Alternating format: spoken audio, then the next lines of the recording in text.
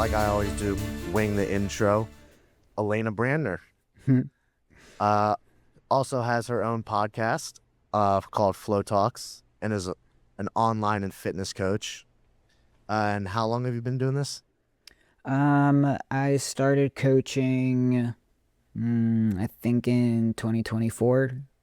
Yeah, the beginning of 2024 was when I started just like dabbling and getting my feet a little wet in it.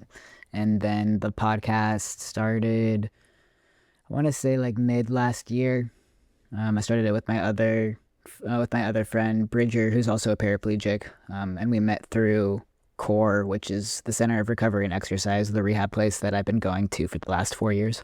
And your accident was in 2020, correct? 2022. 2022. Yeah. So for those that don't know what happened, maybe haven't listened to like the podcast yet. Um, I guess we'll get right into it. What Okay. happened? Yeah, I mean, one of the worst things that could probably happen to somebody happened. I was on my way to a doctor's appointment like early in the morning.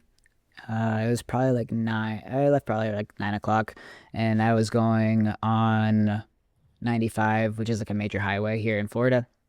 And I don't remember any of it, but thankfully there was a video that a person driving, I was going northbound and they were going southbound, so they had a dash cam and they were able to bring the video forward. So that's how I was able to see what happened.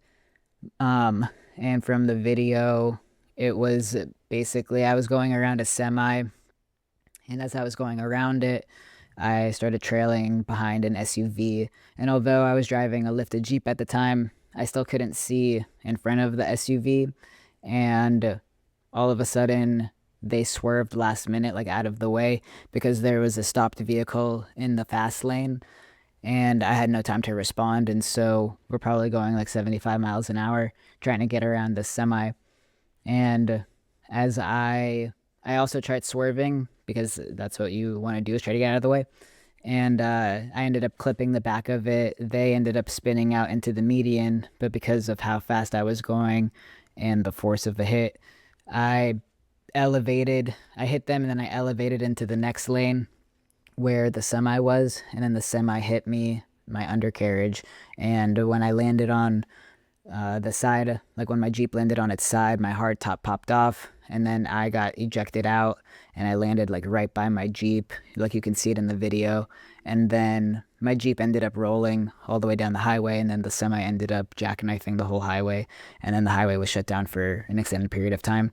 And these two guys happened to see the whole thing happen and thankfully stopped. And one of them was a retired firefighter from Brooklyn, and he happened to keep me awake the whole entire time. So I never lost consciousness. Uh, and I was able to like still confirm my name and stuff. And like I was still very much with it.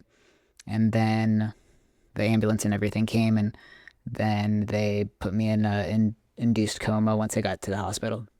And I was in one for 6 days, 7 days. So that happened on a Monday, and then I got woken up on Saturday. So yeah, 6 days.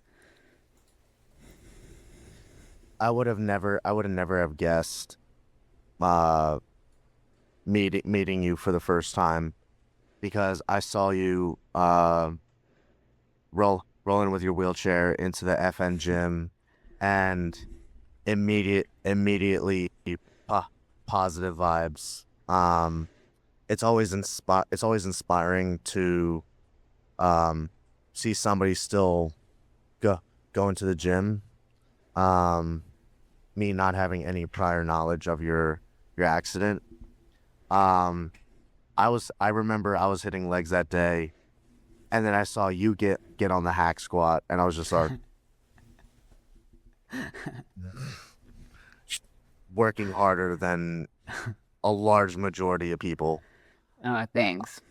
Um, I tell when I did find out what happened through Lou and Mitch, um, I don't think I've stopped telling people your story. Just Oh, um, uh, offline, like in person in the gym, because to me, you're just like through everything, watching your journey through social media.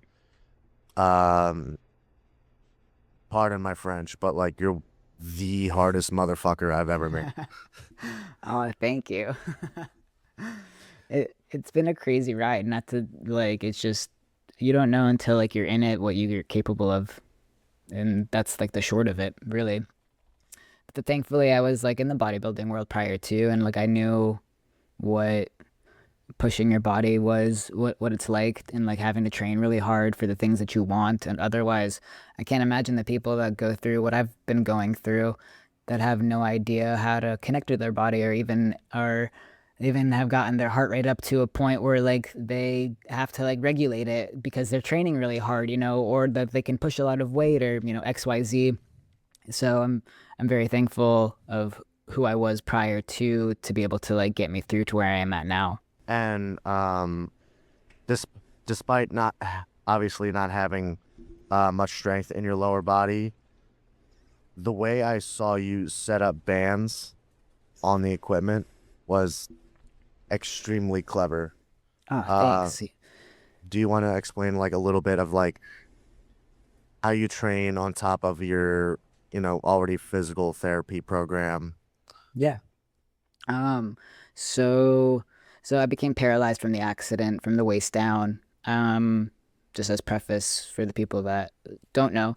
Um, and I had like zero leg function whatsoever for probably, I mean, for a really long time. My toe kind of started moving maybe like, uh, I want to say like 6 weeks into, like after almost dying, my like toe like slightly started moving, but for the most part, like my legs were like dead, so they atrophied to skin and bones.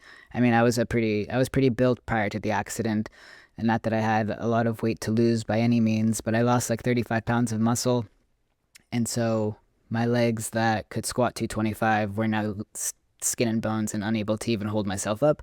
So it was really hard to obviously see myself in that light. And the mission was okay, like I gotta figure out how to get these back. Um, so I started with physical therapy, and then my physical therapist had mentioned this place called Core, which is a center of recovery and exercise. And she said that I would be a really good candidate to go there because their whole thing is like moving beyond paralysis. So they get people who are paralyzed to like work out and do what they have to do, and like help them to be able to execute certain movements. So I started there in May of 22. So the accident happened February of 22, and then I started there in May of 22. And it was really rough in the beginning. Like I wasn't able to do a whole lot of stuff like in any kind of regard.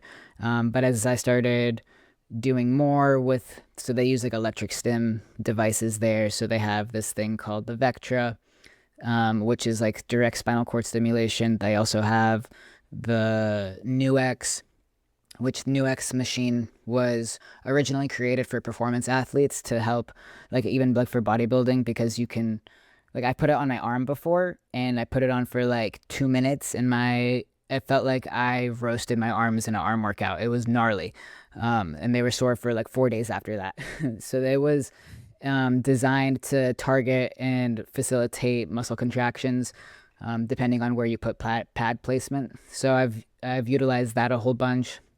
And then they have those are the two main ones that I've used. They have a newer one called an Arc X, which is also direct spinal cord stimulation. So they have all kinds of different stims that you can use to help facilitate muscle contractions. I also, in the beginning, used an FES bike, so a functional electric stimulation bike, which is also a different kind of stimulation device that facilitates riding a bike.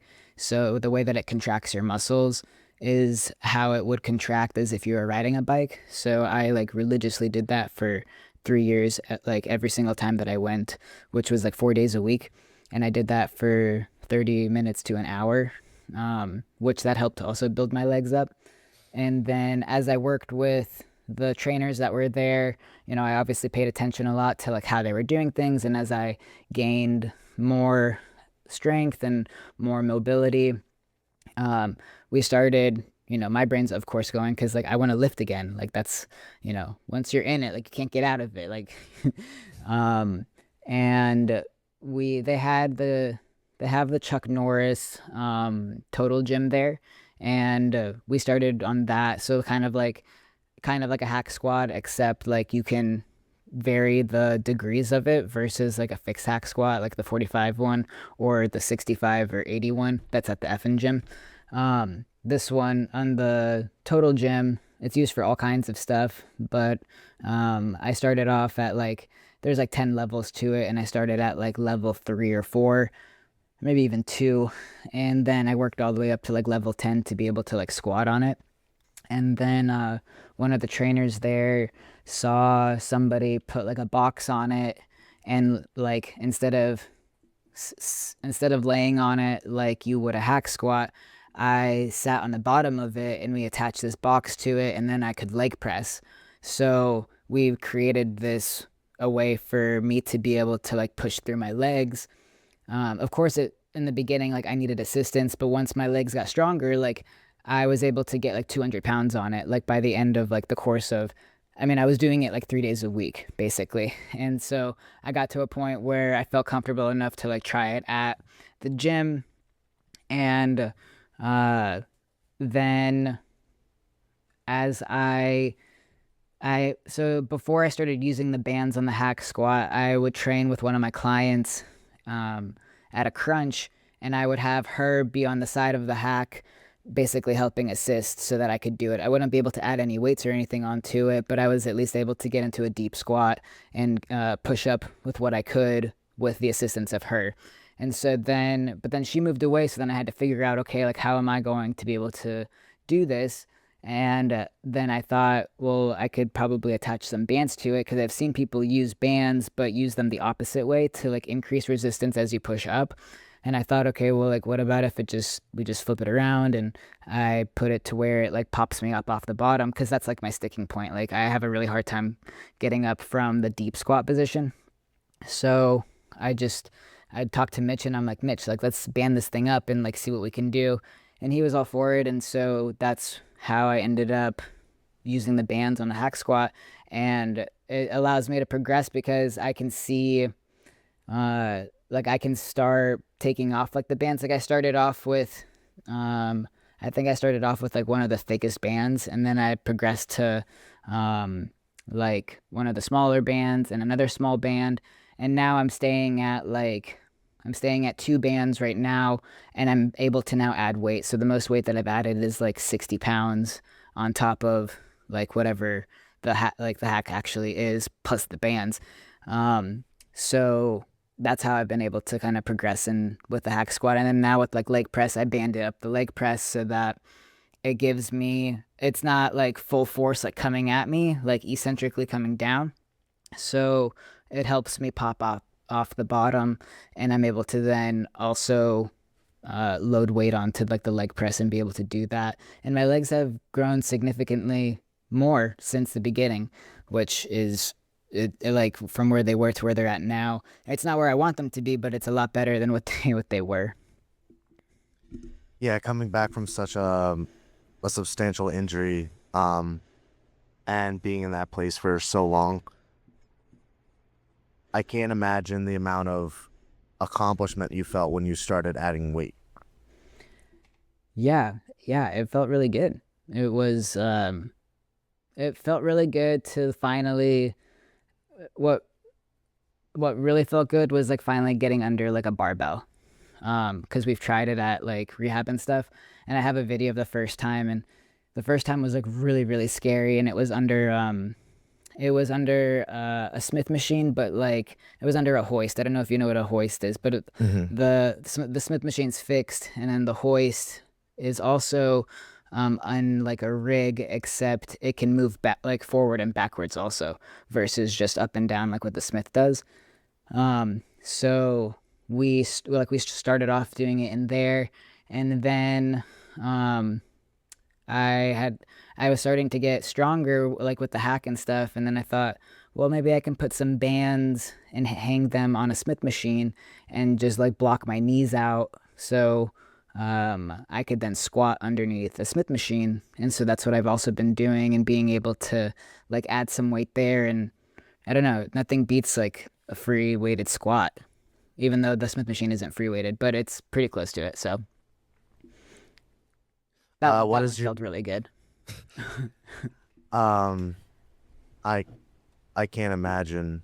Um what is your doing this for as long as you have, what is your, I guess, like daily and weekly routine look like now, building your legs back up? So for a while, I was just doing it myself. Um, Up until recently, I was getting bored with what I was doing, and I was like, you know what? I'm gonna see if Luke wants to help me. So then I hired Luke, and Luke's been programming me out for the last like 4 months, I want to say. Um, or actually, it's like maybe 5 months. And in the beginning, so I wasn't able to train legs on my own for like an extended period of time, probably like, I want to say, I want to say like 2 years. Yeah, I want to say like 2 years. It wasn't maybe the beginning of 2024 is when I like kind of started training legs on my own.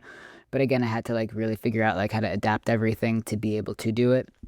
So then with my rehab schedule, I was going 4 days a week for 2 hours, so 8 hours total, not including my time on the bike. So I was there for 12 to 15 hours a week. Um, and I did an hour. I think I honestly trained my legs like 3 days out of those four, maybe even four, for an hour at least. Um, and then, of course, working on balancing, standing, gait training, and all of that. Um, and then now what I'm doing, then I got up to like being able to train legs like once a week on my own, and now I'm at twice a week on my own, and then once a week with my rehab team. So 3 days a week, I'm still training lower extremity strengthening stuff, and it's just progressive loading basically. Um, I do one like hamstring focus day, one quad focus day, and then a lot of abduction and adduction. I saw you post on your story like using your bike, what seems like almost every day. Do you do that Yeah, the every day? Peloton.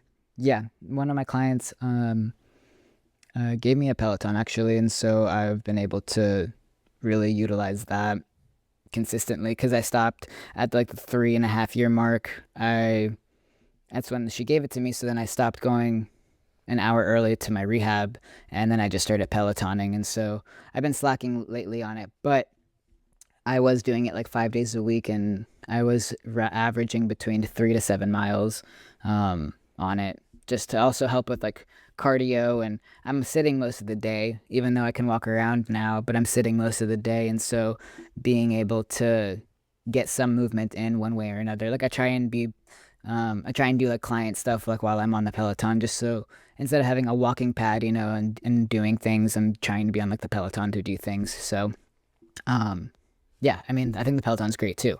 It definitely, I think that's also what's helped me grow my quads a lot just by being consistent using that. Are you able to do any like incline walking at all? I am able to walk on a treadmill now. Yeah, Nice. yeah, yeah. Except Mitch doesn't have treadmills, so I mean, getting steps in Florida isn't really an issue because it's always nice and sunny over there. yeah, this is true. Besides the one time there is a hurricane, and then it goes back to sunny pretty much immediately. This is true. Except it was really cold this past year, which doesn't, I mean, I can't even complain because you're like over in, like, it's actually cold by where you are, so. Um, what would you be like open to like having like a little walking pad? So if you ever get bored of the bike, you can have like a walking pad, like that goes like 2 miles per hour while you do like client work. Yeah, I have to just get to a point where like I can balance. Like I still am like I have to hold on the treadmill. I can't like take my hands off of it.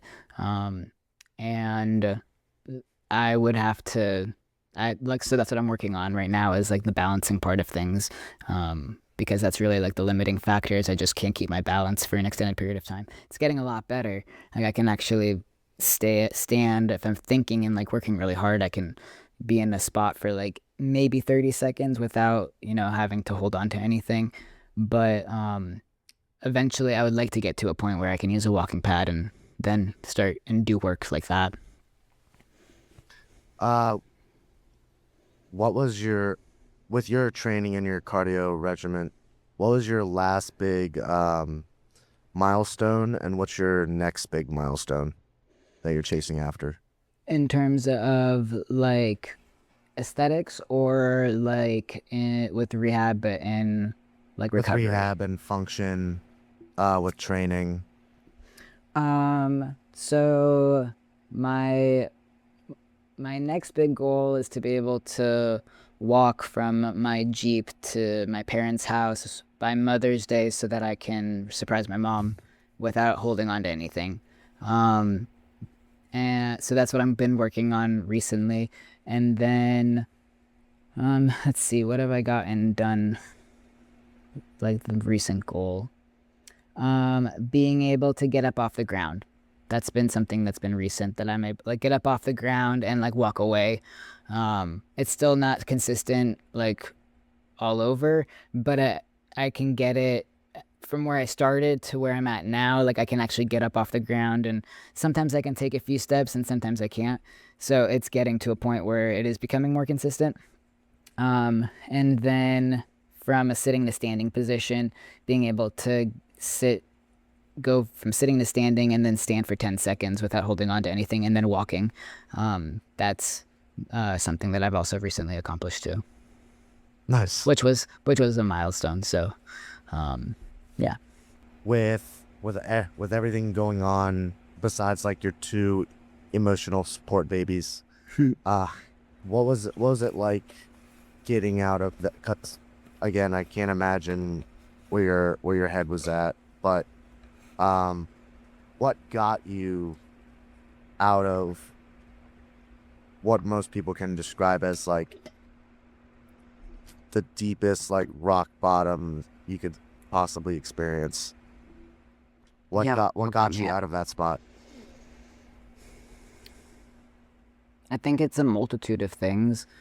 Um, but I honestly think that the like getting back into the gym and what I like doing, and obviously being surrounded by really good people, helped me probably get out of it the most. On top of, well, I mean, I think really, truthfully, I think the biggest thing is my faith. Um, because sometimes we don't understand the things that happen in our life, and nor are we entitled to really understand. It's just like trusting that like things are going to work out long as you're doing what you need to be doing or should be doing, um, so that whatever is meant to be will have has a chance to play out. And I think keeping keeping that trust and that faith is probably just knowing that this isn't for nothing and it's gonna work out. Like that's what I say all the time. Like this isn't for nothing and it's gonna work out.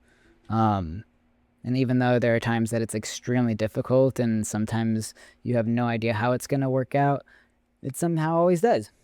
As long as again, you're doing your part. You can't just like sit there, hope and pray, and then you're just not doing anything. Like you have to put in the work so that there's a chance for whatever needs to play out has that chance to do. Did you grow up with that faith, or is this something you had to like organically like grow on your own? I grew up with that faith. But then of course something happens and then it gets tested.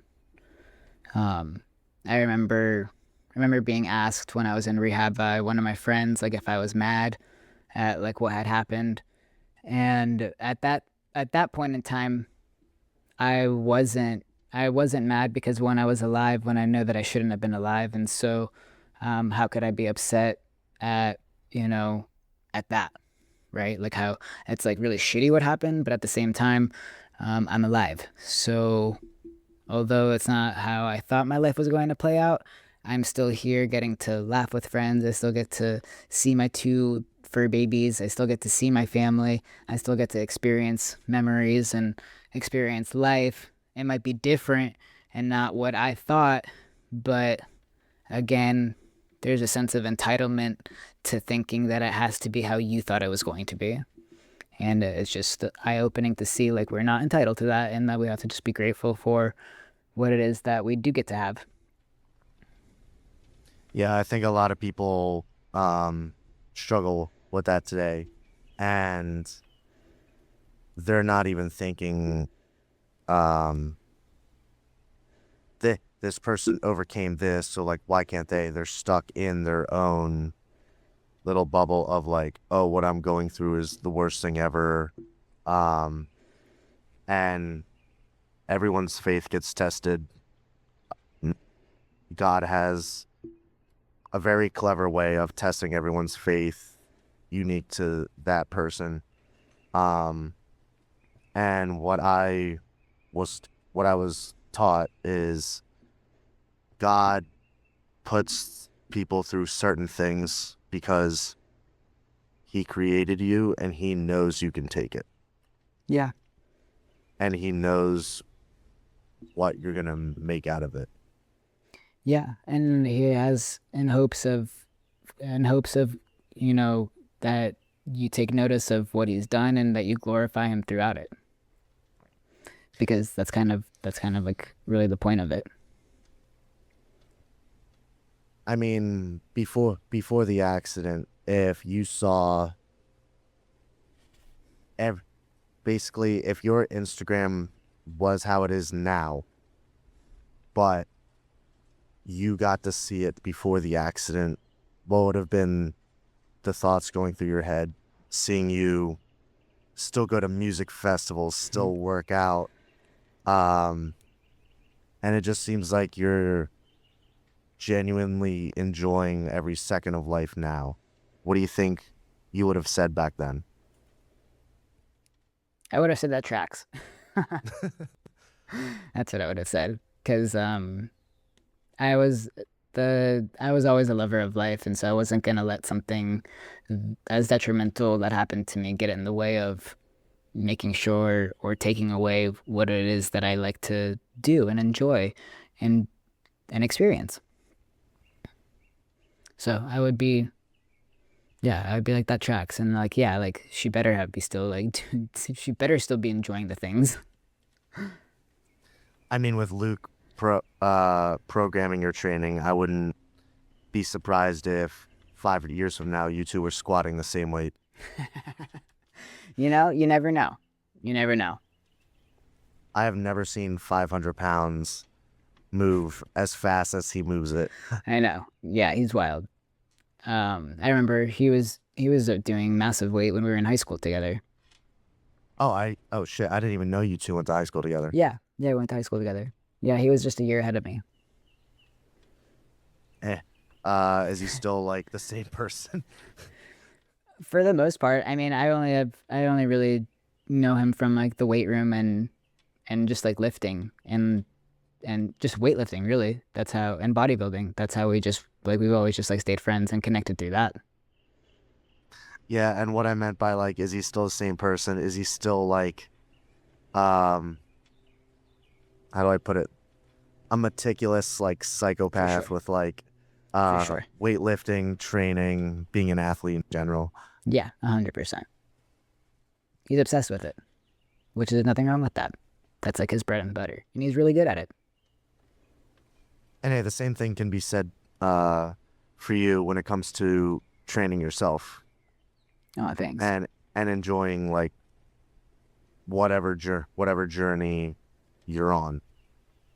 Because I have never seen, at least like in my personal circle, I've never seen somebody uh overcome something as traumatizing as you've experienced, and you seem to be living a happier life than most people that has never nothing bad has ever happened to them.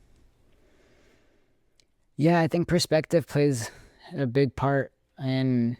in those people's lives and in my life, right? Because in my life, like I almost had it all taken away. Well, I kind of did have, in a sense, I did have it all taken away, not in the sense of like, you know, dying and not being able to experience it, but in a way, like my whole entire life got ripped away from something that wasn't even my fault. And when you go from being this physically active athlete, always on their feet, you know, never, I mean, I only sat down, I maybe sat down to eat, but the only time I ever stopped was when I was sleeping. To then have all of that get taken and ripped away, I mean, your input on life just kind of changes because it's just, I've always been like I've always been somebody that wants to optimize and do the most with the most. And then when all of a sudden you're just sitting at your house watching grass grow, you're like, wow, what the actual fuck? And I don't think a lot of people realize that, like, I was a big believer. I would tell my friends all the time, I'm like, you have no idea what's going to happen tomorrow. Like make today, like do what you can today, like have so much fun, make the memories, do like what you have to do, like be responsible, but like also enjoy what you have. And then it was all ripped away from me. And people, I mean, at least the people in my life that are close to me, like they've made a lot of changes and they like see things a lot differently now based off of what I've gone through. And, you know, I joke around and I say, well, somebody's had to take one for the team. So it does paint perspective. And a lot of people don't have perspective painted for them to see anything different outside of their own reality. And um, I think people who are able to paint the perspective for others help them because although people don't want to hear, you know, somebody has it worse than you, like people should tell others that somebody has it way worse than you. I tell myself that somebody has it way worse than me. You know, I see people who are quadriplegics all the time, like because of where I go for rehab and stuff. And I very well could have been a quadriplegic. I could have been a vegetable. And so, yeah, does my situation suck? 100%. But it could have been so much worse. And I think people have a really hard time hearing that things could be so much worse because it's like, well, like, yeah, like you're validated in how you're feeling, but like, let's also look at, you know, what you do have, what you can be grateful for, what you still get to enjoy. Whereas somebody who could have gone through exactly what you've gone through turned out to be way worse, right? And so I think that the ones that don't have that perspective painted or have it slapped in the face, they just have a really hard time, you know, seeing it through that lens. I don't know where this perspective came from when I was younger, but for whatever reason, um, when I was interacting with people, and especially when I was with my latest relationship at the time, something was like screaming in my head. Treat people, and especially like treat her like today is the last day I'm ever going to see them. Yeah.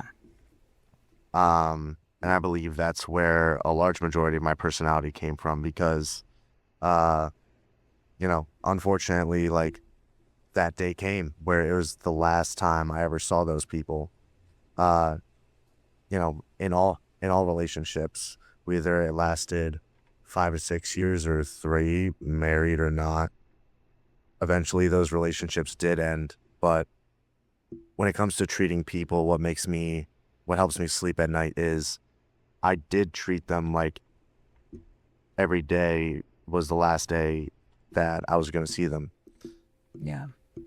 And Nice. when it comes to perspective, especially your perspective, I believe like no one said it better with more gravity than Creed in like the Rocky movies when he's like screaming at him to get up, screaming, "There is no tomorrow. There is no tomorrow." Yeah. Because in all reality, and unfortunately, it's proven every single day, tomorrow and waking up in the morning is guaranteed to nobody. It's so true. whether you're rich, poor, able or not, tomorrow is promised to nobody. Yeah, it's really not. It's like the sense of entitlement that it is, and that like nothing Uh, bad could ever happen to you or to me. Um, and I think that a lot of people like forget that. And then they just go through the mundane of life thinking that nothing happens, and then something happens, and they're like, "What the fuck?" And it's like, well, I don't know. Things happen to everybody all the time, actually. So, yeah. Unfortunately, I see like a lot of bad stuff happen to a lot of good people. Um, but as, you know, God creates everyone's path, knowing they can take X, Y, and Z, um, without suffering, there would be no need to seek God. it's And true. me, you know, witnessing a lot of evil stuff go down in the nightlife and the club scene while I do security, you see these like evil people like have the time of their lives every single weekend, with all the money in the world, until my perspective changed and learned that when life on earth feels like heaven, there is no need to seek God, and they're already they're already going with the devil's path, because the path to hell always looks like heaven. Oh, that's good. I never heard that, but that's good. Mhm. And what does the devil want to do? He wants to take you away from God. So why not make your life as easy and as luxurious and as convenient as possible? You know, you can treat people like shit, no consequence. You can murder somebody now with no consequence. Have all the money in the world, have anybody you want, no consequence. And then also reading in the book of John, you are only entitled to one of two rewards. Rewards on earth, validation from people on earth, or a reward from God, which is grace in heaven and forgiveness. Yeah. Yeah, I believe that full heartedly. I also think I think comparison is a big one that I've struggled with and since so obviously since the accident and being in a wheelchair and people just look at you differently for being in a wheelchair. It's just what something whether people want to admit it or not, it is. Um and I had read something not too long ago and it had said that, you know, it was comparing like you could be comparing yourself to somebody who is basically preoccupied by the devil, so where the devil has them versus where God has you. And that changed my perspective a lot in terms of what some people, the people that I've compared myself to, or that in a way in a way it's like, yeah, like the suffering that I've been going through obviously does have purpose, and I just have to like be steadfast in the fact that like I'm in it. Obviously I stayed alive, so there has to be reasoning. And it just painted a whole entire picture of like when I do catch myself comparing, I'm like, okay, hold on, let's just not compare anymore. I remember when you posted that story, and I remember immediately screen recording that Oh, story and watching it over and over and over again. Because when you hear something that not only clicks, but a brand new perspective you've never heard, yeah. spiritual or not, it it hits really hard. Yeah, well, it just like your jaw like drops. You're like, whoa, because yeah, it does. It makes it shifts. Like there's like a shift, and those shifts are good shifts when they happen. Hmm. And with comparison, because they're not living in suffering. Again, it's hard to imagine. Somebody's rock bottom can look way different than yours, but they purely can't imagine because they may not know somebody in that rock bottom or have experienced that rock bottom, or if they don't have anybody that has experienced it, it's just hard to imagine. So psychologically, when you're depressed, deep in comparison, and feeling like you're at rock bottom, of course, like your brain can't comprehend what their rock bottom feels like. Yeah, Um, because they've a- never reached that. Like you said, they never have reached that low. and I've talked to my therapist after my suicide attempts that your um your frontal lobe, uh that's in charge of like logic and some emotion, but mostly logic, it gets totally overrun by um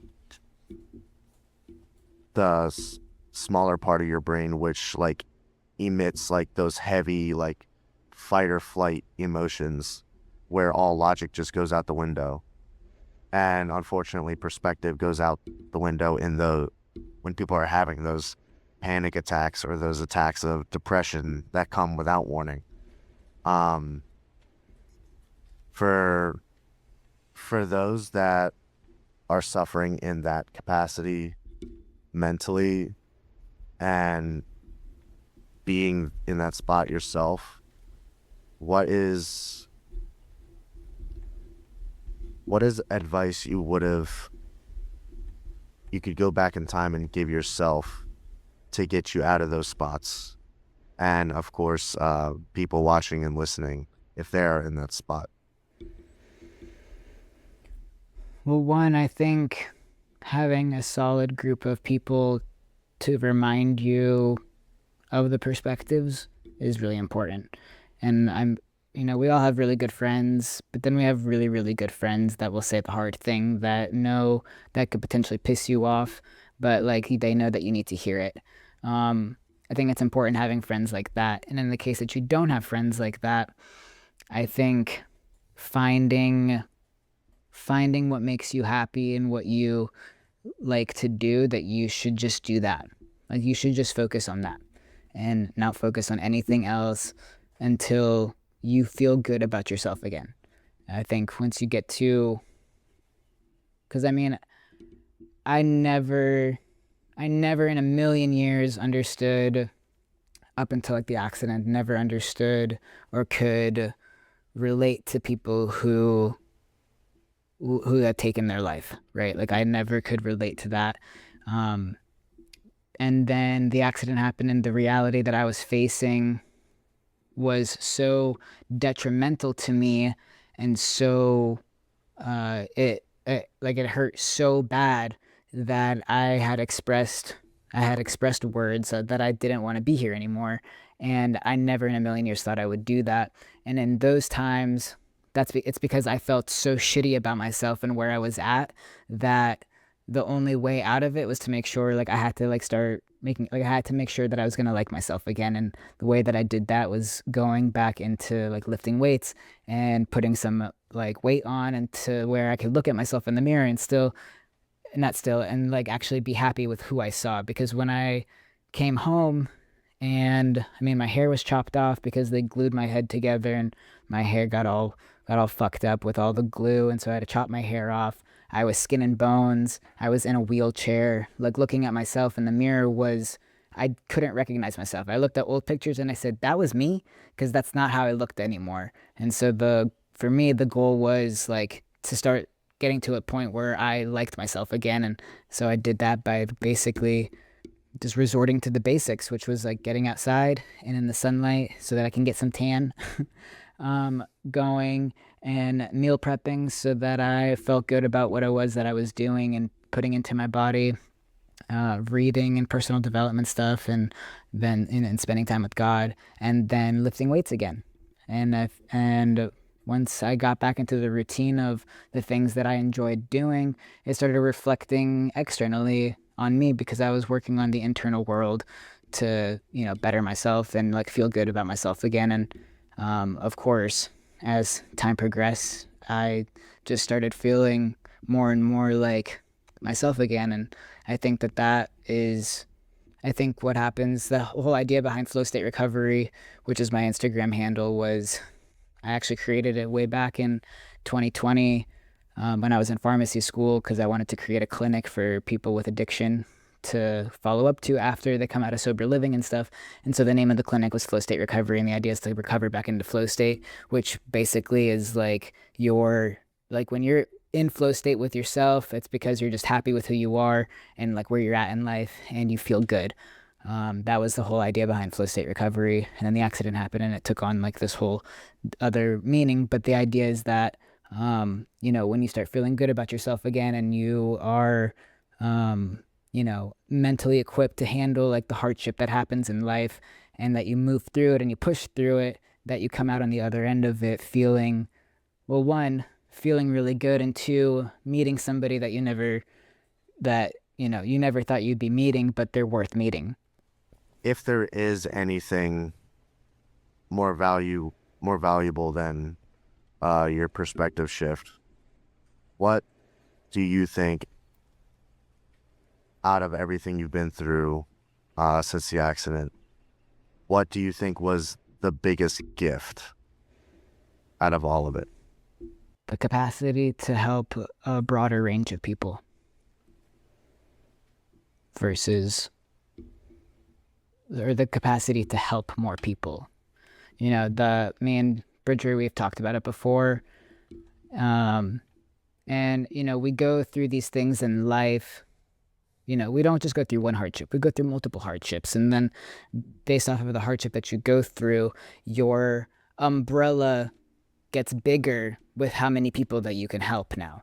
So, like, say, for me, like, because of what I've gone through, I can now help people not just with spinal cord injury, but people that are trying to overcome certain obstacles in life. I can help those kinds of people. Or in the case that somebody's in a really bad relationship, they are now able to give advice based off of, their relationship and what they've gone through. And so that opens up their umbrella to being able to help those people, and so on and so forth. So the more things that you go through, the more you're able to relate to other people and connect with other people to be able to help them get through whatever it is that they're going through. And I think that that was probably, I think that that was the biggest gift that I could have received because I've always been somebody that wants to help. And if I'm able to help more people, I think that that makes the journey worthwhile because the whole point is to, help other people in this life. And if you're able to do that, then by all means, we should do that. And it seemed like that was your foundation even way before the accident. Yeah. Yeah. From being a lifeguard on the beach to being in hospitality and listening to people vent, being a bartender, and then going into pharmacy school. I would say that is a pretty big foundation. Just hearing how you built your self-worth back up. It's Uh, important. I can't I can't help but to be somewhat speechless because because I've never been through something like it. I can only like use my limited imagination to just imagine like waking up every day and just going through that extremely like slow process of recovery and building yourself back up through tiny things like meal prep and those things that you like to do originally and things that made you feel good. Yeah. Yeah. It's all like, the cliche saying of like stacking the small wins. I mean, it really is. it is stacking the small ones. And again, like I'm very, very blessed in the sense of like my support group and the people in my life that have helped me get to where I'm at today. Because without them, it would have been extremely like way, way, way, way harder. But I've been very fortunate to have really amazing people in my life to help me get here.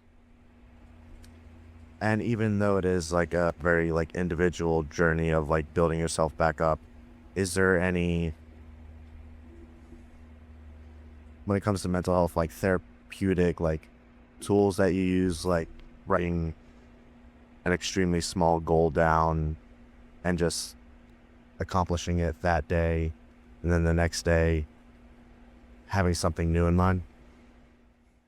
Yeah, so I did a lot of I did a lot of gratitude ahead of time. So I did a lot of thanking for things that I wanted to happen, and I just like sat in the gratitude of those things happening. Um, so I mean, I still actually have it for a really long time. I would put an alarm on my phone at nighttime that just like that would just remind me to like say thank you for having the chance to recover, and be able to like walk again for like the longest time.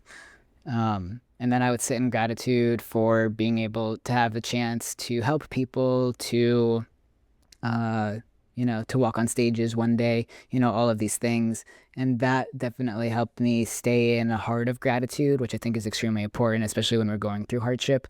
Um, I never, I don't, it's hard to say if I actually like wrote down small goals. I'm really bad at doing that. So, um, that's just something that I've never been. I'm trying to get into doing that. I just haven't been somebody that does that. Um, but I think also hiring a coach. So I hired a mental health coach around the 1 year mark, and she was somebody that I got to talk to every single day. And she was an unbiased person. She wasn't part of my circle. She was just somebody that was absorbing what I was saying and then would look at it from a different perspective and then help me work through those things, kind of like therapy, but not therapy because coaching is forward momentum and therapy is like, let's process the things that have happened. While I was going, like moving forward, I was processing the things that were happening, but like in a way that helped me get to the other side. So I think hiring a coach was one of the main drivers that helped me move the needle forward for sure. Um, and trying to think what else. And on, like I said, the basics, like getting my body moving, eating really good, being around and connecting with people. Social media helped once I started posting, and then seeing people, random people, reach out to me and say like, I really needed to hear what you had to say because I mean, I write pretty extensive captions and things like that, so my words resonate with certain people. And when you start getting messages saying how much my words are impacting them to where they're not taking action to be able to, get through whatever it is that they're going through, whether it's spinal cord injury, a different type of hardship, that also helped a lot in my recovery because it's like, okay, I I am helping people on a very small scale right now, and as long as I continue moving forward, I could probably help them in a much larger scale, um, as time progresses. Expanding that positive ripple effect. Yeah. So I think like being vulnerable in the hardships that one goes through is important because again, I'm a big, big, um, I'm a big believer in connecting, and I think the more that you can connect with people and build relationships, whether it's just online relationships, whether it's in-person relationships, it really makes a difference on how recovery can go because it makes you feel again that what you're going through isn't for nothing. And yeah, that was also like my inspiration for starting this podcast in the first place. Like of course I have to like start in Yeah. like the fitness space and like the mental health space, but the goal is to, expand to everybody in every industry, but to also in a way help people that I can't. Of course I have like this platform, but if this if this episode with, you know, you for example, can help just like one person or save the life of one person, Yeah, purpose accomplished. 100%. Um, It's always with doing things with the intention for the one person. and I think a lot of people forget like that one person matters They do, because that one because person could be you. yeah, like one day you could be that one person that needs to hear something. And by the grace of God, this could be on your explore page where you're suggested, and you're going to hear a lot of really hard things. But just like the birds chirping in the background, there's also the light of it too. Yeah, yeah. It's so true, and you never know why. Um, you know, you never know what it is that you could say that could truly impact somebody, and so that's why I think being vulnerable about what one goes through can really make a difference on how you move through it. And also like breaking down that illusion of like a highlight reel Yeah, of that is, you know, Instagram, Facebook, um, and other like social media distractions because you either I noticed that you either get um hyper um like a hyper positivity or like a hyper negativity. There's zero there's zero middle. yeah. There's not a lot of gray. Yeah, you either get somebody's highlight reel or somebody's like filming themselves like crying or like criticism.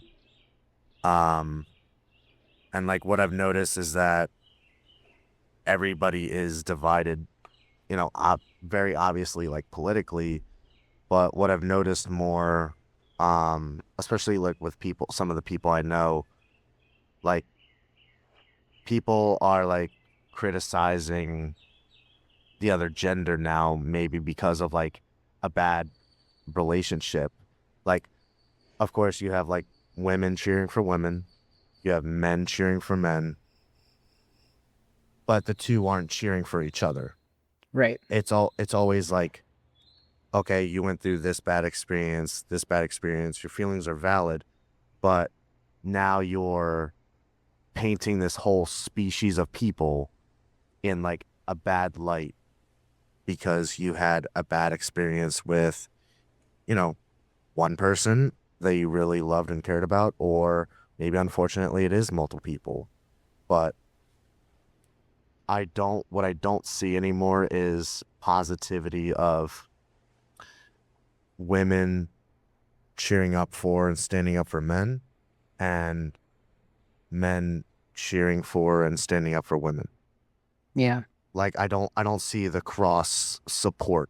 I only see women supporting women, men supporting men, or like specific groups just cheering their own lane, but not but totally disregarding like the other lanes. Yeah. Yeah. I've seen that too. But I have seen, it's not as common, but there is some people that do venture into the middle ground of things. Um, and I think a lot of it is the unknown. I think people are really afraid of the unknown, and that middle ground is an unknown area. And so people would rather be on one side or the other versus just lingering in what they don't know, basically. Maybe because it's like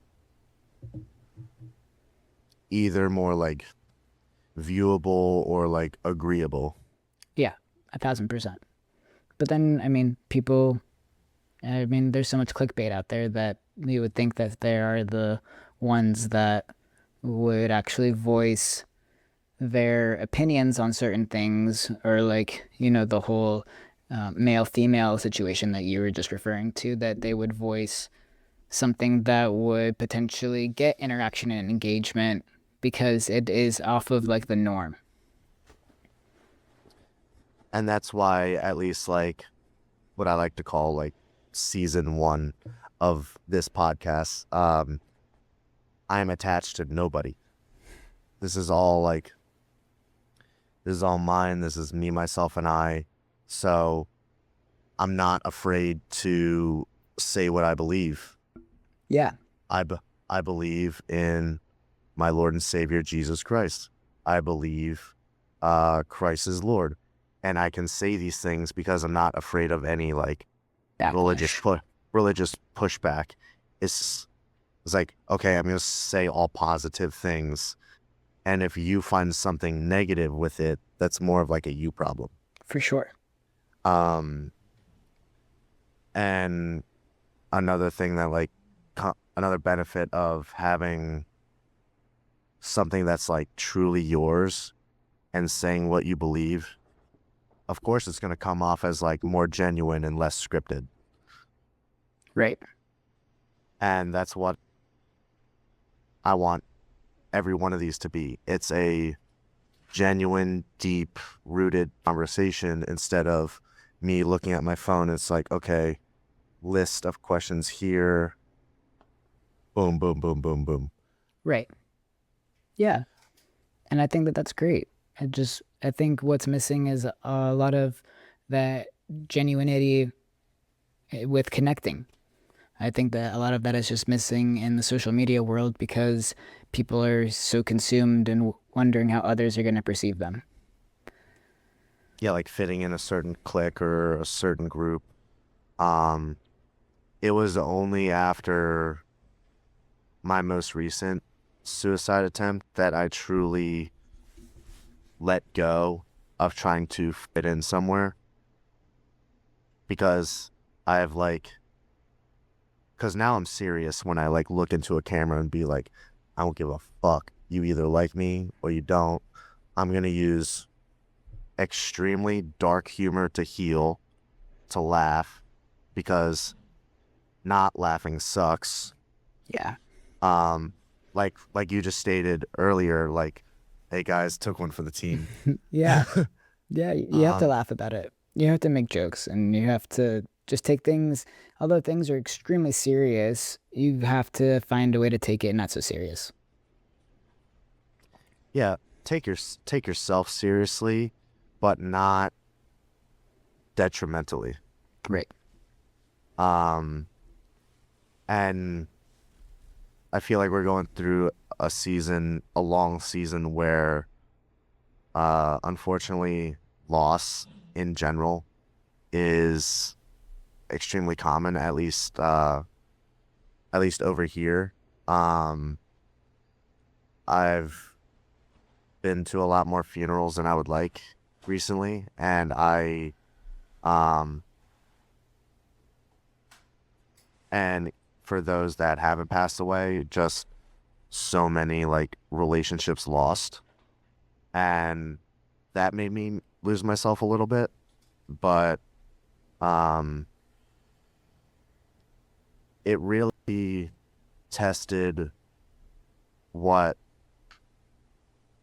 I almost let go of because now it's so reinforced that I believe it um very wholeheartedly. I'll never be able to say it as fast as the guy did because I can't simulate words together. But it goes something like, if you if you before couldn't imagine uh losing what God took away, imagine what God imagine what like God could give you that you thought you would never have. Yeah. It was like the book of Job. He takes everything, like, because Satan had said, like, if you take everything away from him, he's not going to turn, like, he's not going to stay to you. And God's like, bet. He takes everything away. And although it was really, really hard for Job, he stayed steadfast in his faith. And then he was replenished tenfold. Even though I have no idea how you can replenish a lost family, but somehow he got replenished. I mean, spirit being like spiritually replenished. Yeah. Um, because I'm sure during that time, when you lose your entire family, either it's a wife and child, or maybe you didn't have kids yet, but you had your spouse that is your everything. Forgiveness is like the hardest thing to exercise in that moment.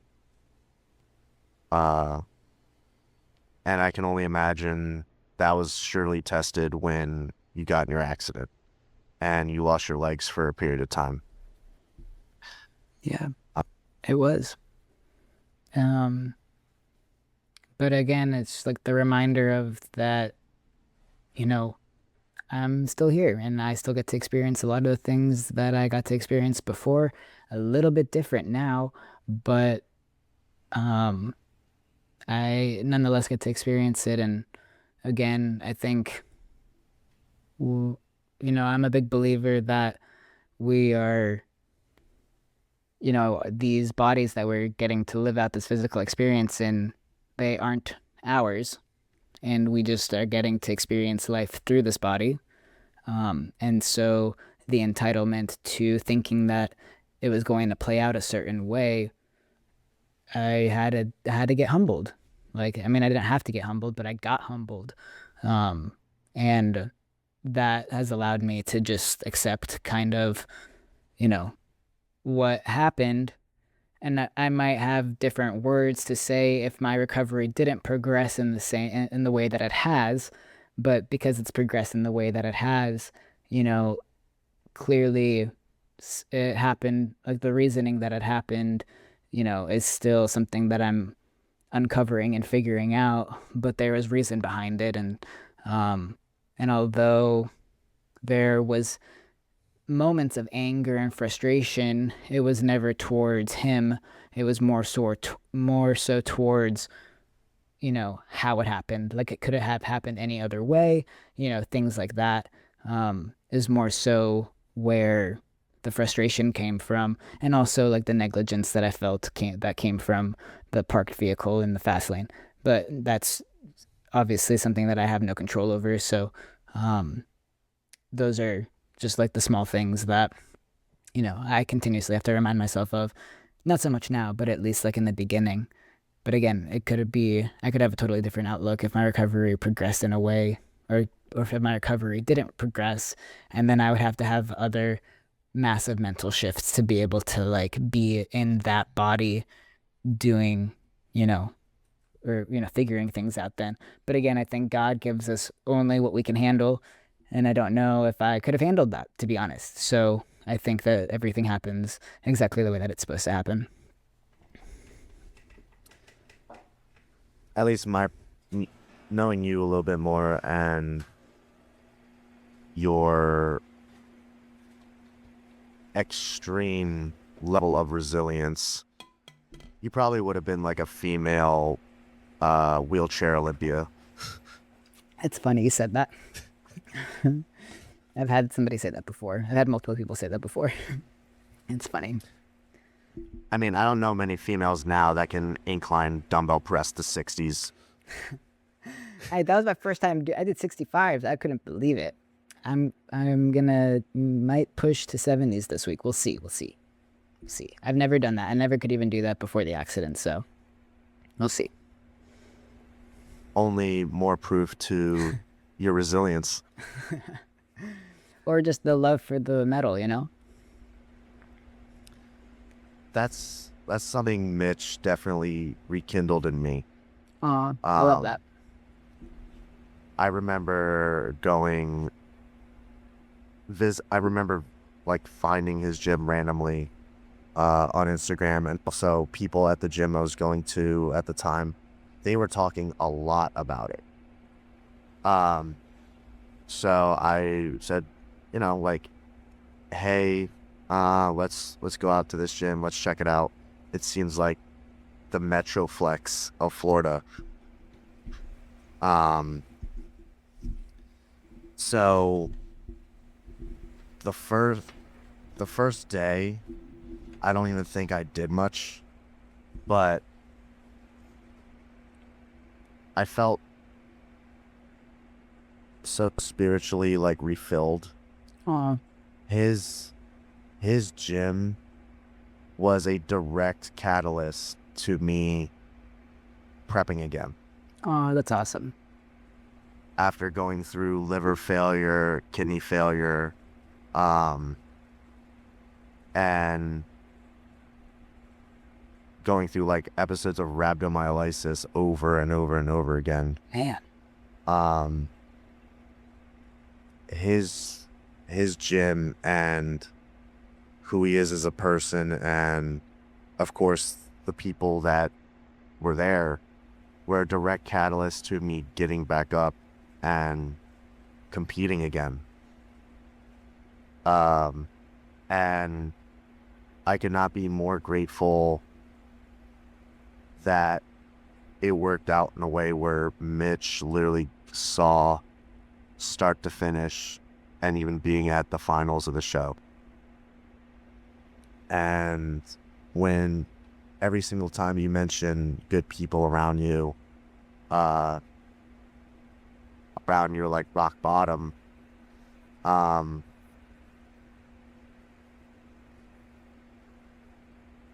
I my partner all of a sudden left me the day before the um, Daytona Pro Am. Uh, the year after, the one the year after I competed, and um, I wanted nothing. I wanted nothing more than to just die that night because we were sleeping. We were sleeping like in separate rooms at her father's place, and I'm just in the room that I was in. I'm just surrounded by all of the stuff that she bought for our home. All the cabinetries, all the like literally anything and everything that you could possibly get to like decorate an apartment space into a home. And when she said she didn't like love me anymore, that's when like my entire like, at least like that was my like one of my rock bottoms, because life was, I told her the second I got back to Florida, looked her dead in the eye and said, I am the happiest and healthiest I've ever been, mentally and physically and spiritually. And 12 days later, it was just all like taken away That's because rough. I had no idea she preserved every single rose petal that I gave her throughout our relationship to use at our wedding. I had no idea until that day, and I had to watch her throw them out. I had to watch her throw out like the up from like Disney's scrapbook that we're supposed to decorate together, and I had to watch her like throw it out. The the stack of like 500 post-it notes that had a love letter written, handwritten on all of them, because I didn't have any money for Christmas. I had to watch her throw all of those out without even reading through half of them. Um, and me already on track to going to the Jacksonville Police Academy because I got accepted. All of that got taken away because I would have been homeless if I stayed in Florida. Um, but what kept me going is, even though I just drove in the middle of the night, um, erratically, and thought I would kill myself on the road, I said, let me just make it to the show because I already bought tickets. Um, and I can't explain it other than God's timing. that the very first people that were there for me physically was Mitch, Luke, Cody, and Megan. And I'll never forget that I had not an ounce of sorrow in me being with them at the show because I was so invested in watching it with them. Yeah, the people in our lives make a really big difference. Whether whether they realize it or not, and that's why it's like super important to like let people know when you feel grateful for them to like let them know. Because they can make or break a whole entire situation by just being there. They don't even have to say anything. They could just like be in your presence and that's enough. Yeah, they had zero idea up until like obviously the moment I told them. They had zero idea I was going through all this. They were just, at the show to support our buddy Zach Geyer for his classic physique debut. Um, and he did a phenomenal job despite going up against enhanced guys because he wanted to do it natural. And I was just so invested in watching him and being with Mitch, Luke, Cody, and Megan that all of anything that was possibly negative in my soul left my body because of their presence.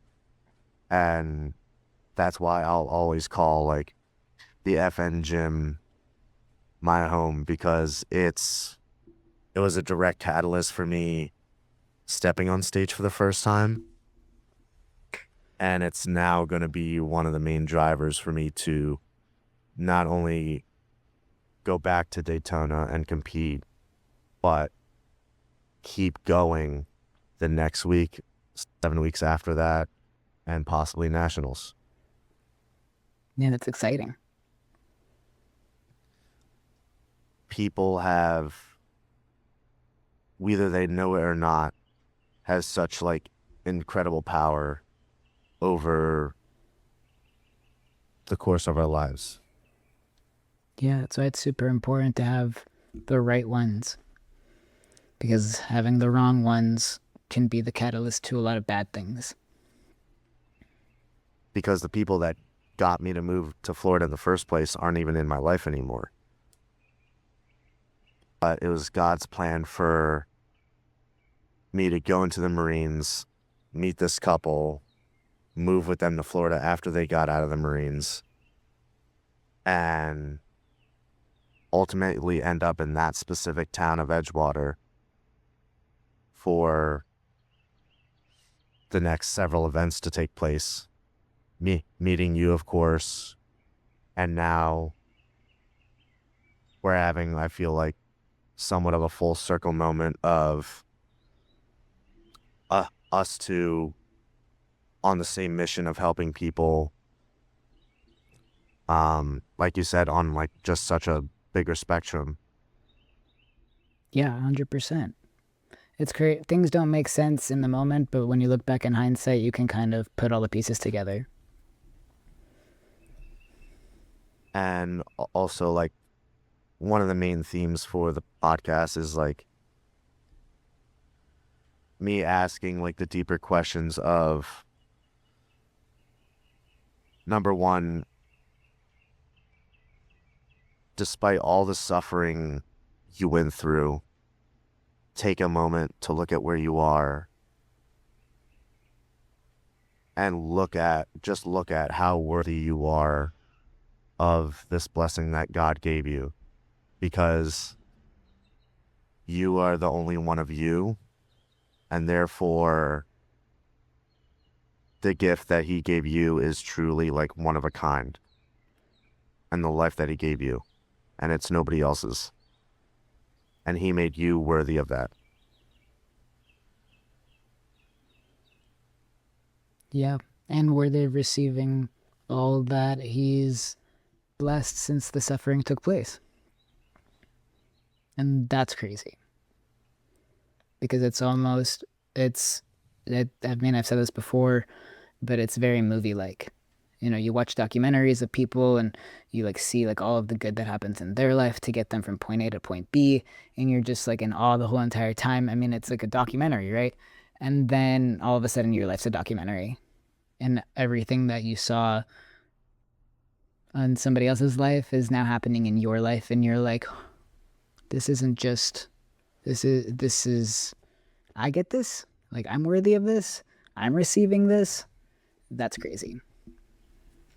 And that's something I would like to do X amount of years like down the line. It's starting with an idea. Now it's like a podcast, and now I'm gonna be like covering bodybuilding shows news anchor style. Uh, but it's all to, I guess, show people in like physical form like what they earned through suffering and how exactly like worthy they are, giving amateurs a pro experience. And maybe one day I'll be behind the camera of like filming your documentary. That'd be wild. Full circle then, too. Um, God, God is great, and He is. He knows what he's doing.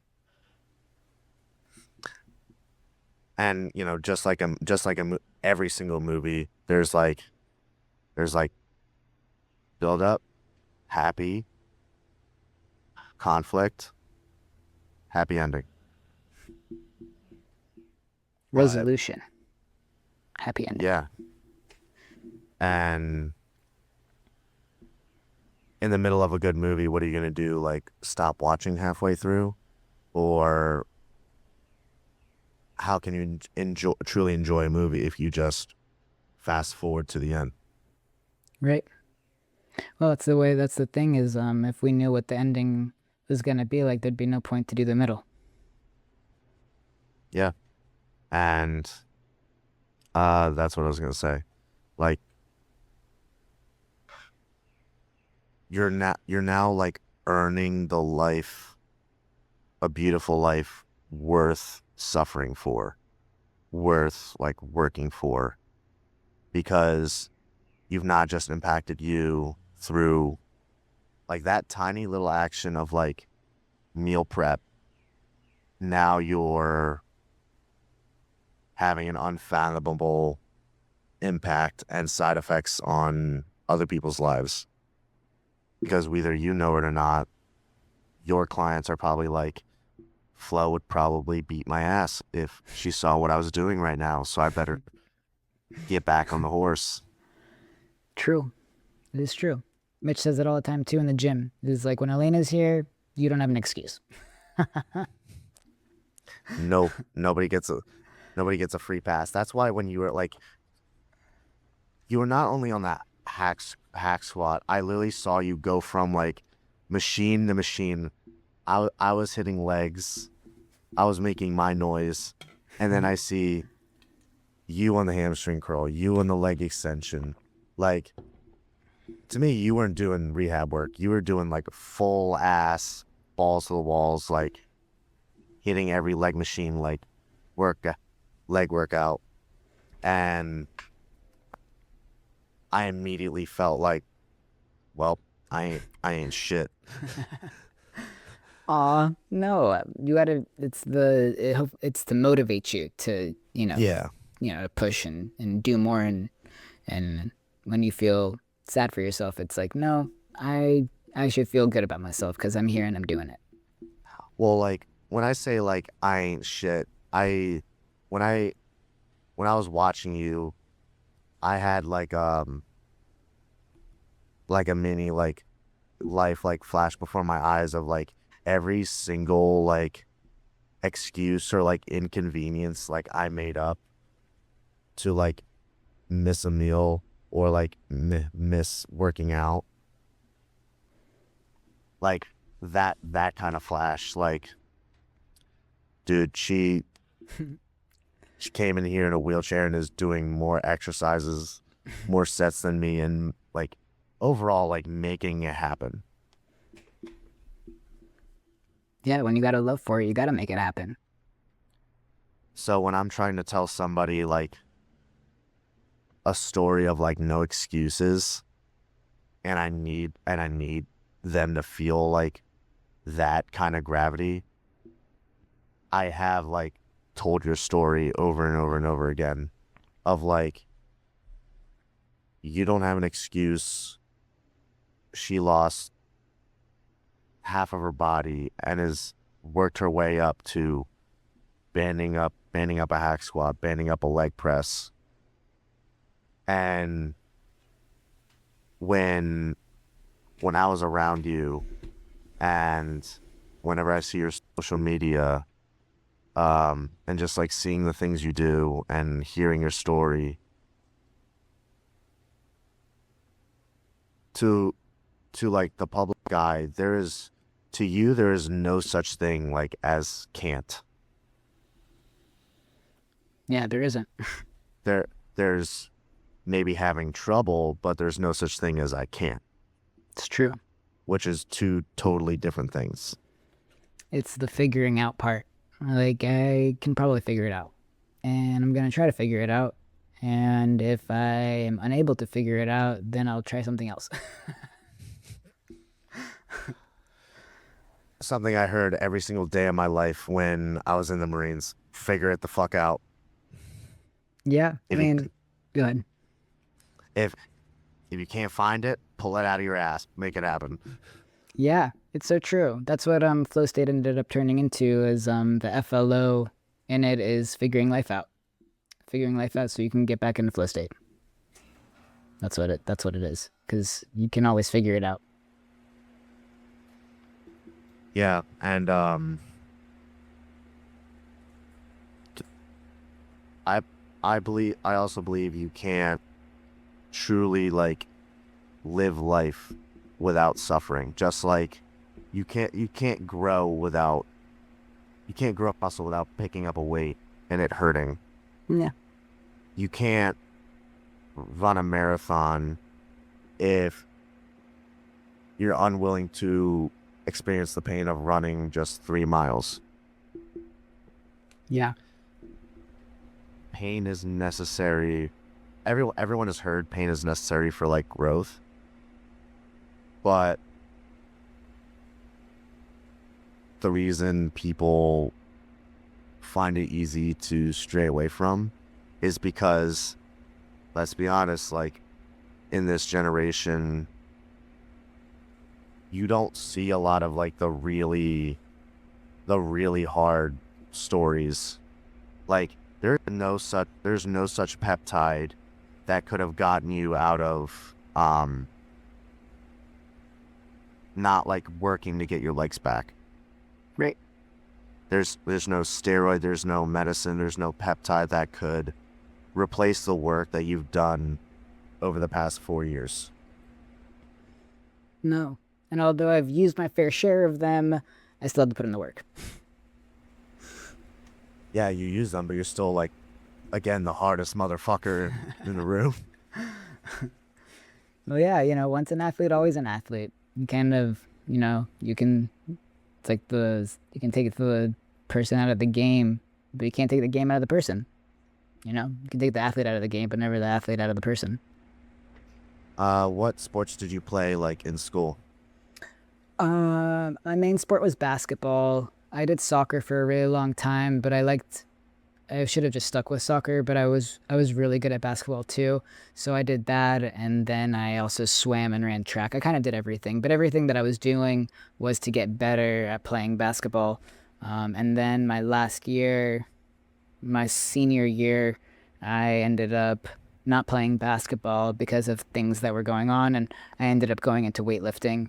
Um, and that was when I got to work with like Coach McRae and yeah, I made it all the way. I made it all the way to states. I got first at district, first at regionals, and then I freaking bombed out at states. I got like 12th at states, but then I kind of got into like heavier lifting then, even though I started lifting weights when I was like in 7th grade, and then I kind of again I was lifting for the purpose of being stronger to be able to play basketball. Yeah, I was I'm very much like a late bloomer because my parents like sheltered me in such a tight restrictive box. Um I unfortunately was like one of those kids that never played a sport in his entire life. Oh, Um Not in middle school, not in high school. Um and now I had to go into the Marines with zero competitive edge, zero experience winning, zero experience losing, so you had to learn all um, of that the hard way. zero experience grinding for something. Yeah. Um, so I would say that's where I got my foundation, but then it was really tested when I got out. Yeah. Um, so I would say bodybuilding is like the first sport I ever got involved in. Oh, cool. Um, and bodybuilding didn't make me competitive, life did. Yeah. Yeah, I believe that. Even though the only Um, person that we should be competing with is ourselves. yeah, and I believe like when you get into a healthier mindset, you learn to compete with yourself. Yeah. Um, but yeah, that was me going from um that's like my journey of learning how to be competitive, and that's also like I guess like my unique niche where I can help people of like, hey, do you feel like you've done absolutely nothing with your life? Here's how to fix it. Yeah. True. um Feeling like I didn't get raised by my parents, I got raised by other grown men that have, you know, sports backgrounds and just overall know how to be a killer in every single facet. They know how to run 5 miles with 110 pounds Yeah. on their back, are the strongest in the weight room, and are extremely intelligent. Right.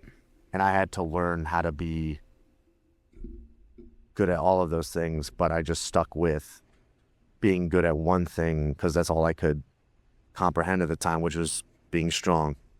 And they also had a saying: if you're if you're strong, you ain't smart, and if you're smart, you ain't strong.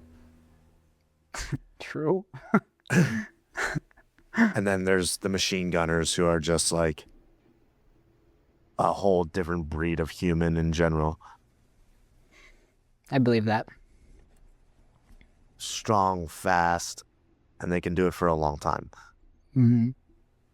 Um, Even though I wasn't a machine gunner, that's where I got like that's where I look towards as far as like work ethic. And even though we came up very different ways, I looked up to them and be like, you know what, I can get there. You know what, I can do this. And of course, as soon as like more serious, serious life stuff started happening, you learn to harden up pretty quick. But it's that life stuff that really is necessary to callous you, build your resistance, and also, of course, like build your faith. It is. It's all about life experiences. And so when you wish for all of the experiences, be careful because you never know what you're going to get. Yeah, like so, there are some days where if God showed me like a reel of like what my life has to look like in order for me to get XYZ, I would look at it and be like, fuck that. I know. I know. I, which then, I don't know, kind of, have you ever questioned like your free will? Like if you actually have free will? 100%. Yeah. Or is everything orchestrated out already for you? I mean, people definitely choose to. I've definitely seen people choose to go down the wrong path. True. Um, But was that path already there for a reason? With the knowing that that was the path that was going to be picked. maybe as just an example to show all of us what not to do. Yeah.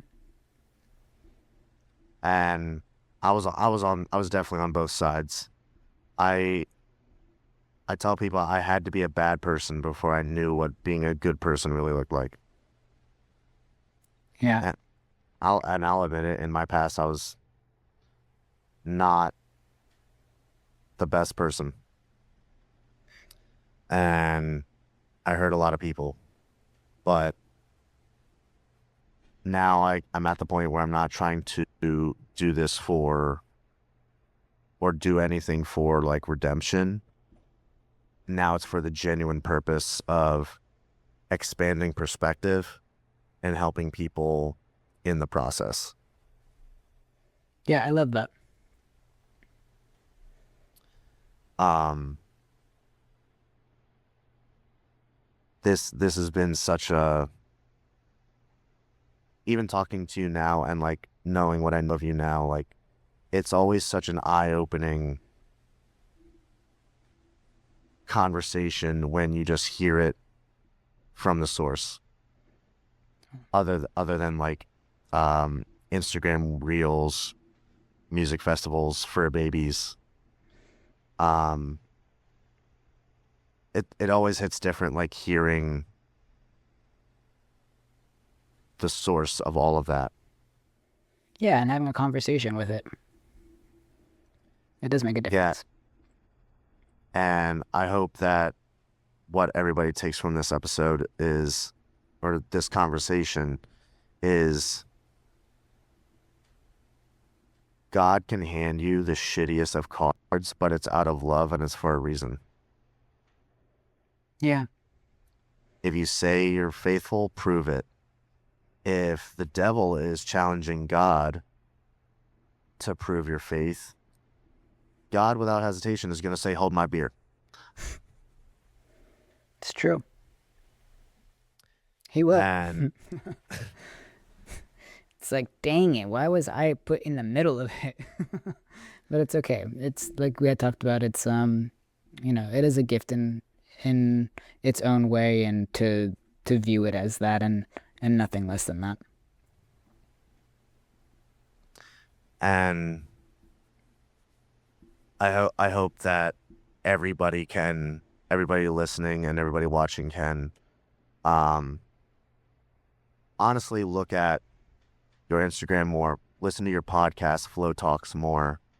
Um, because if you got something out of this conversation, you're only going to learn the deeper part of who Elena is and like what built her up to the beautiful person she is now, the resilient person she is now. Um, Thanks, John. and of course, to tell exactly where everyone can find you. Yeah, I'm on Instagram mostly. My handle is at flowstate_recovery, so FLOSTATE_recovery. And then my podcast is called Flow Talks, so FLO Talks. And you can find that on YouTube, Apple, Spotify. I'm also on TikTok with the same handle as my Instagram. And yeah, those are the basic places that I'm like super active. I do have a website. So it would be flowstateofficial.com, and you can find all client testimonials, my story, links to the podcast, and links to my socials as well there. And yeah, those are the basic places. And don't forget, she is an uh, online fitness and nutrition coach. So if you are in need for coaching, whether it has something to do with training, disability through trauma or need a mental health coach, uh, I got you. very much seek out Elena. Yeah, thank you. Yeah, thank you so much for having me. I'm glad that we got to Yeah, catch up and that you're doing well over in Pennsylvania. yeah. Learning to build myself up. Not just like the brand, but I through very risky trial and error. Um, I'm learning what my purpose is every day because I'm still young. Life experiences are still limited, so I'm just here to fuck around and find out, and then figure it out. Aren't we all? That's all we can do, and hope for the best. This has been another episode of AXM, the Iron Axiom. I'm here with Elena Brandner, and we bid everyone love, everyone happiness, joy, and ultimately peace. God bless everyone. God bless.